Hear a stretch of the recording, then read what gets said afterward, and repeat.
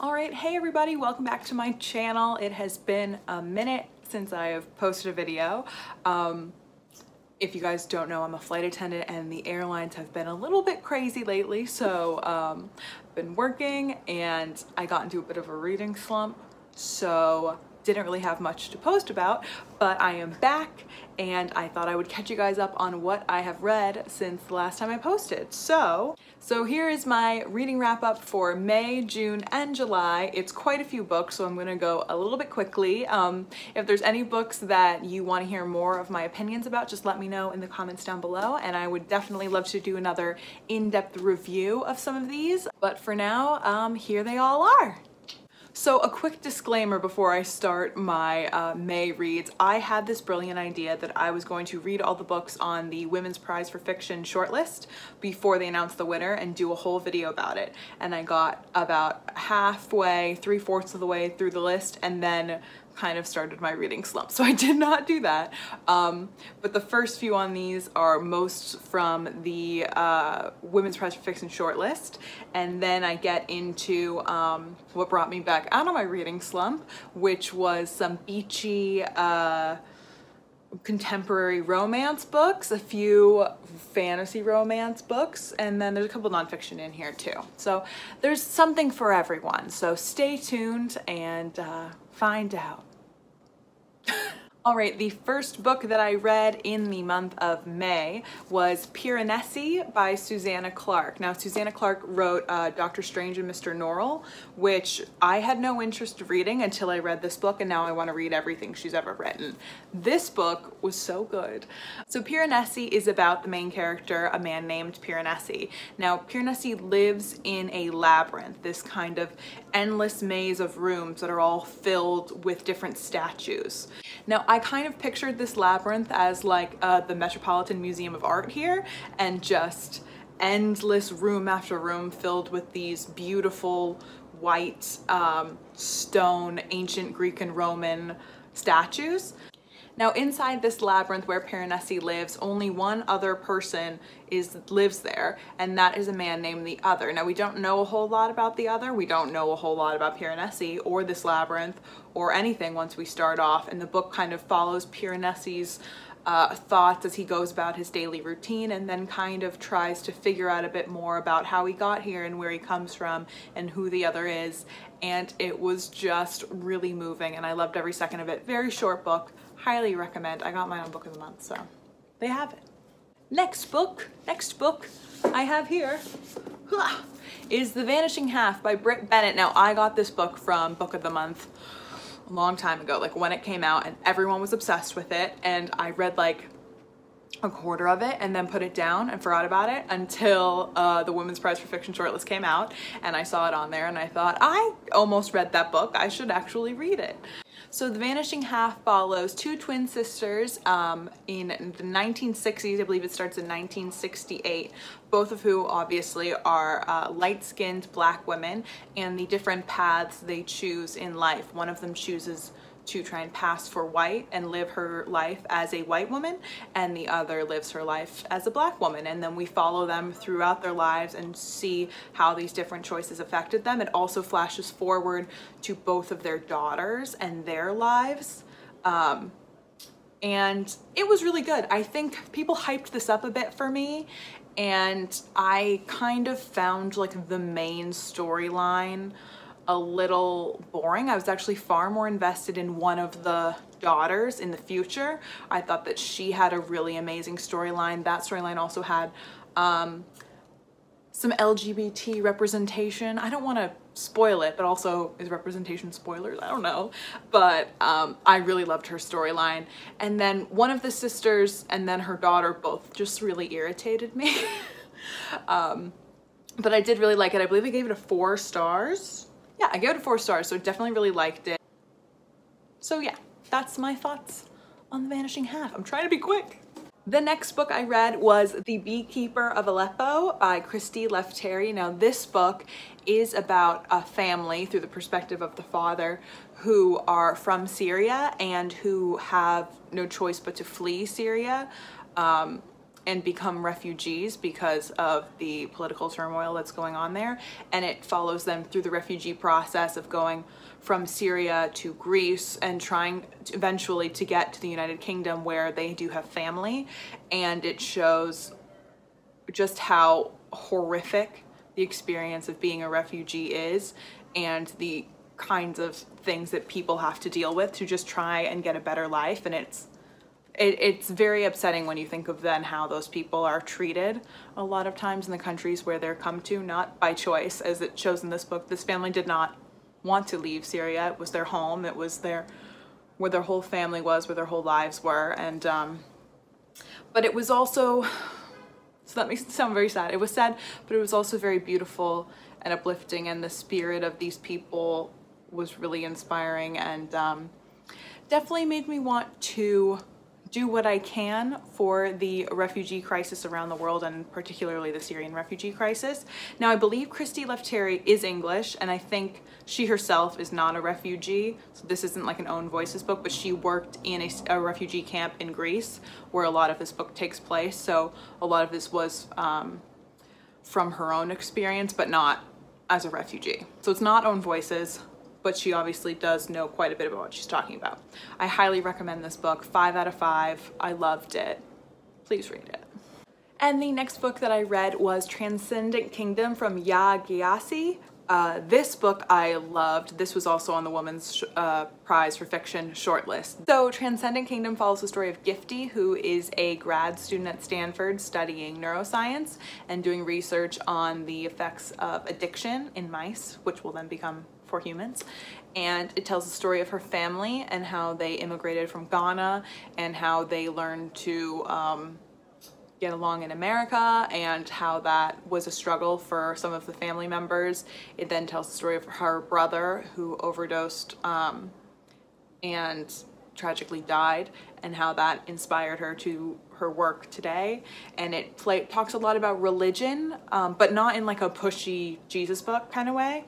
Not that there's anything wrong with that, but just kind of how religion and science can coexist, and how religion just kind of plays a big part in her life, for better or for worse. And I was really moved by it. I really, really liked it. I definitely want to read Ya Gyasi's other book. I believe it's called Homecoming. If you've read that, let me know down below if you like it. But yeah, that's another one. I'm going quickly. All right, and then I read another 5-star book. This was Detransition Baby by, who writes this? Tori Peters. Sorry, Tori, I should have remembered that. I loved this book. Now this story follows 3 people, 2 of which used to be in a relationship. Now we have Reese, who is a transgender woman, and Ames, who is a transgender woman but has detransitioned and is now living her life as a man. I'm going to use she, her pronouns because I believe through the writing it seemed as though Ames does still believe that she is a transgender woman, even though she presents as a male. Tell me if I'm wrong, please do. And they used to be in a relationship, and then they broke up, and Ames detransitioned. So now Ames is in a relationship with his boss Katrina, who's a cisgender woman, and they get pregnant. And Ames isn't sure how she wants to navigate this world as a father. Like, she wants to be a parent, but she isn't sure if she wants to be a father because of obviously the gendered connotations that come with that. And so she decides to be more comfortable raising a child with Reese as well. So it's the 3 of them and how they navigate this new world of parenting and their relationships and gender and sexuality. And this book was definitely written by a trans woman for trans women, and the humor is really very funny, can be very dark. The character of Reese was such a strong character. She felt so real. She was so funny, so smart, sometimes unlikable, sometimes really lovable, and just felt very, very fleshed out. As did the character of Ames, was a very complex character as well, and it was just very interesting to look at her life and how difficult it can be to be a trans woman, and if it's worth it for her to choose that path of being herself, which is really sad. But it was very interesting. Katrina as a character fell pretty flat, but I wouldn't consider all three of them main characters. It very much felt like Reese and Ames' story, and Katrina was like a tertiary character, but she was like annoying. But yeah, I loved this book. I highly recommend it. And yeah, 5 out of 5 stars. Detransition baby. So those were my literary fiction, trying to read the Women's Prize for Fiction shortlist. Read a few of them, read some other ones because I got distracted. Then I was getting into a bit of a reading slump. Work was just kind of crazy. I didn't know what I wanted to read. And so I got an audiobook. Those always help me with reading slumps, is getting an audiobook. And I got a nonfiction book that was read by the author. I highly recommend those. And this one was really, really moving. One of my favorite books of all time. It is Know My Name by Chanel Miller. Now, Chanel Miller is an incredible writer, an incredible person, so smart, so funny, beautiful, amazing. I cannot get over how well written this book is. I almost Googled it to see if she had help from a ghostwriter, and she didn't. And she just through this book is such a spirited person. Her personality totally shines through. She's so smart and just really funny, and I just completely fell in love with her. I think she's amazing. And this book tells the story of her life and her struggles, and a major struggle and really horrible traumatic event that happened in her life. Chanel, along with being an incredible person, tragically was the victim in the Brock Turner rape case at Stanford University. I'm sure a lot of you have heard about that. It was a very famous case. And after that case, the victim at the time was anonymous, and her victim impact statement was released to the public anonymously, and it blew up all over the news, all over the internet. Everyone was reading it because it was so beautifully written and moving. And everyone was so amazed and impressed at how smart and eloquent this girl was. And eventually Chanel decided to come out and reclaim her narrative, and so she wrote Know My Name, the story by Chanel Miller. And I could not recommend this enough to everyone and anyone, even if you're not a woman. I feel like all women can really relate to, hopefully not all of this, but a lot of it.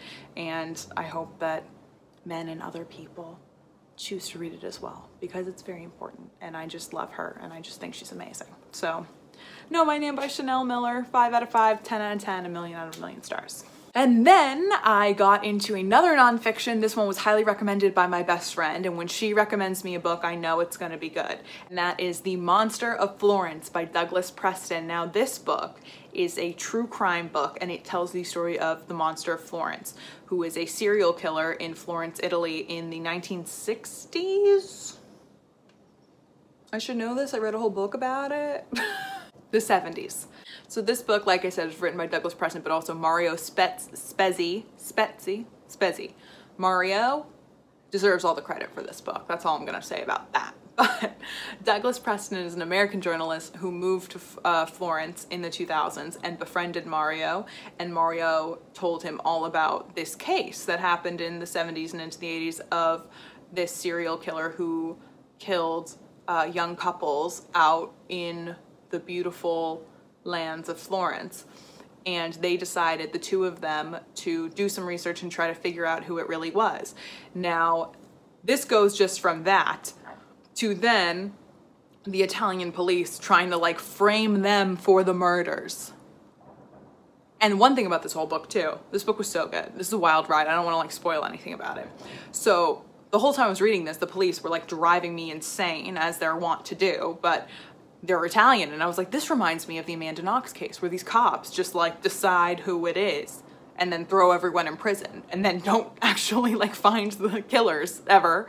And then at the end, it turns out one of these cops is related to the Amanda Knox case. I don't know if that was a spoiler because that threw my mind, but I just needed to throw it in there because, but yeah, if you like true crime at all, if you like any nonfiction, if you like Italy, read this book. This was a page turner.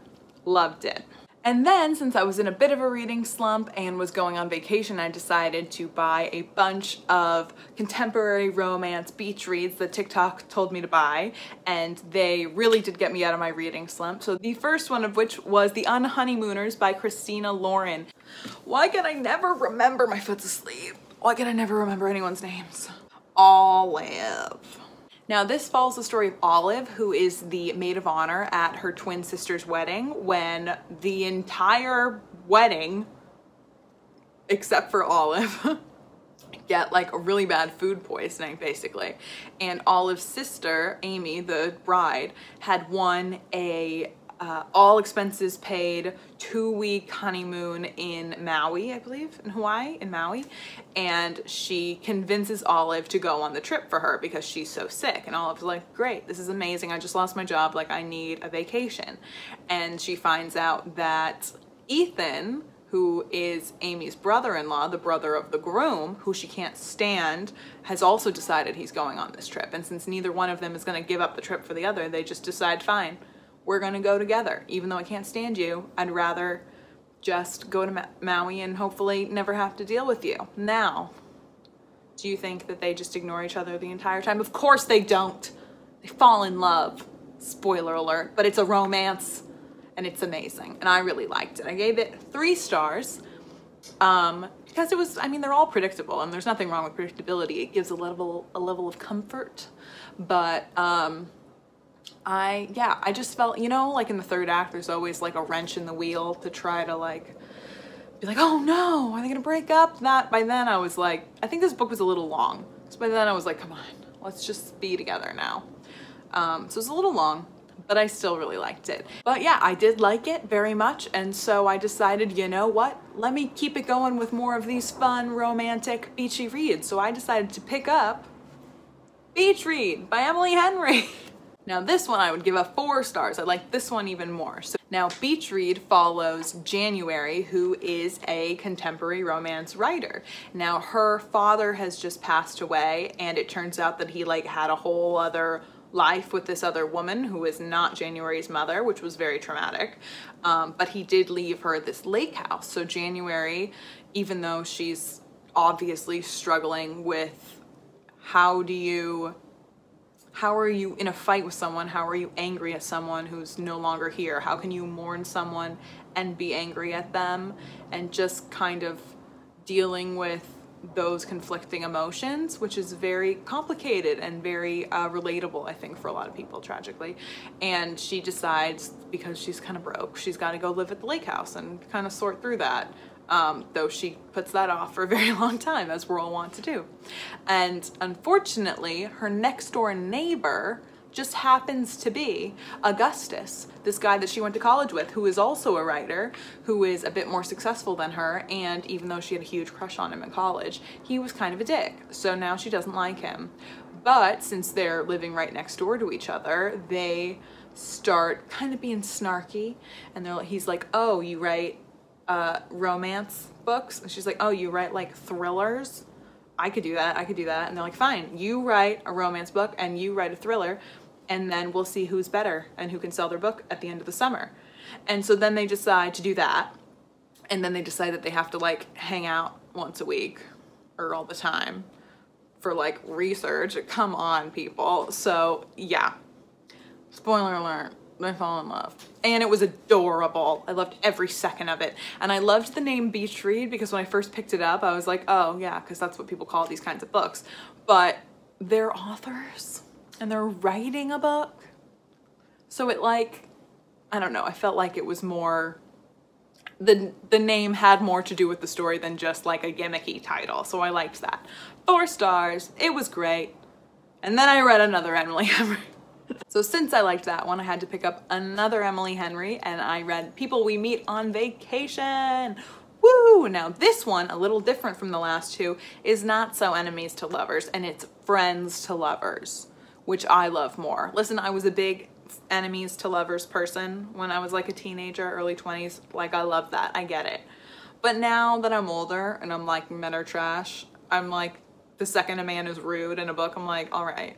Even though I know they're gonna like be cool. I'm like, you're not Mr. Darcy, okay? I think you're just an asshole. So friends to lovers, I ate that ish up. So in People We Meet on Vacation, we follow Poppy and Alex, who are two best friends since college. And every summer they go on a vacation together, and it's like they're the highlight of their lives. They both love going on vacation together so much because they're just so close. Now, Poppy is a travel writer for R&R magazine, so her company pays for her to go on big fancy vacations all the time.